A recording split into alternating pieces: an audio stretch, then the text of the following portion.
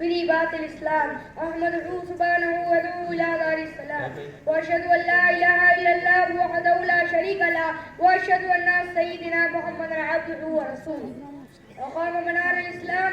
أما بعد قال الله تعالى في القرآن المجيد أعوذ بالله من الشيطان الرجيم بسم الله الرحمن الرحيم إنما المؤمنون إخوة فاصلحوا بين أخويكم واتقوا الله لعلكم ترحمون. محترم بزرگوں دوستو، انسان کو زندگی گزارنے کے لیے جہاں اور بہت سی چیزوں کی ضرورت پڑتی ہے، وہی باہمی تعاون کو خاص اہمیت حاصل ہے. ہر آدمی کو دوسرے کے تعاون کی ضرورت پڑتی ہے. کوئی انسان دوسرے کی مدد سے بے نیاز ہو کر زندگی نہیں گزار سکتا.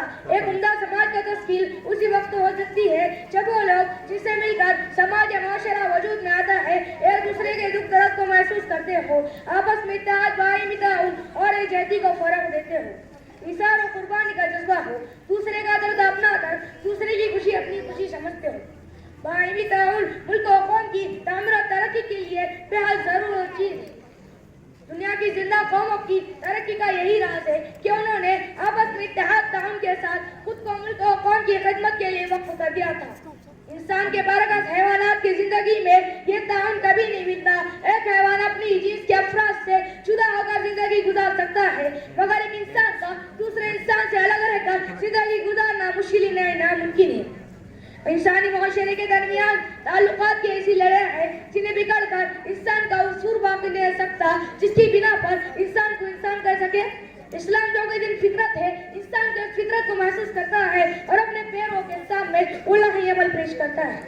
جو دنیا میں تعمیر و ترقی اور آخرت میں فوج فلاح سے امکنار کرے. اگر یہ کہا جائے کہ باہمی تعاون کا نظر اسلام کی حسادی نظروں میں سے ایک ہے تو یہ بات غلط نہ ہوگی.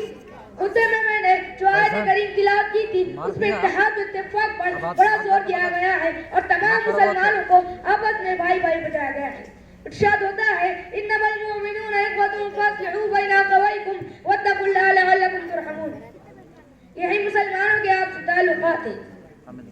مومن کی مسائل ان کے آپس میں محبت اور رحم کرنے میں ایسی ہے جیسا کہ جس کا کوئی عضو بیمار ہو جائے تو سارے اعضاء اس کی وجہ سے تکلیف اور بے چینی محسوس کرتے ہیں.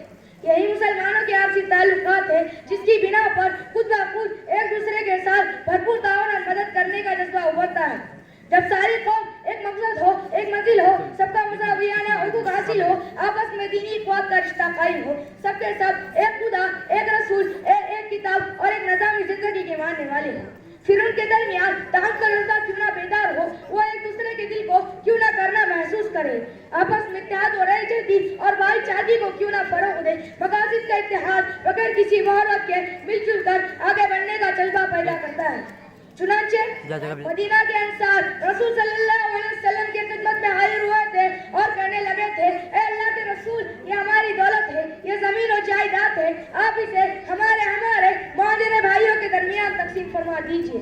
ان حضور کو انصار کا ایثار باہمی تعاون اس قدر پسند آیا کہ آپ نے جگہ جگہ انصار کی تعریف فرمائی. لولا الہجرۃ لکنتم امرأ من الانصار، اگر ہجرت نہ ہوتی تو میں انصار کے خاندان کا ایک فرد ہوتا. ایک اور جگہ رسول صلی اللہ علیہ وسلم نے انصار سے محبت رکھنے اور ایمان کی علامت اور ان کو نفاق سے تعبیر کیا. باہمی تعاون کو فروغ دینے کے لیے اسلام نے ہر نشانی فرد کو کچھ ذمہ داریاں اور حقوق سونپے.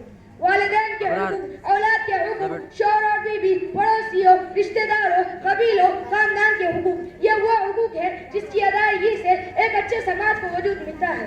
ایسا سماج جو سارے عالم کی انسانیت کو امن و ایمان کا گہوارہ بنا دے. کوئی اندازہ کر سکتا ہے اس کے زور باز کا، کوئی اندازہ کر سکتا ہے اس کے زور باز کا.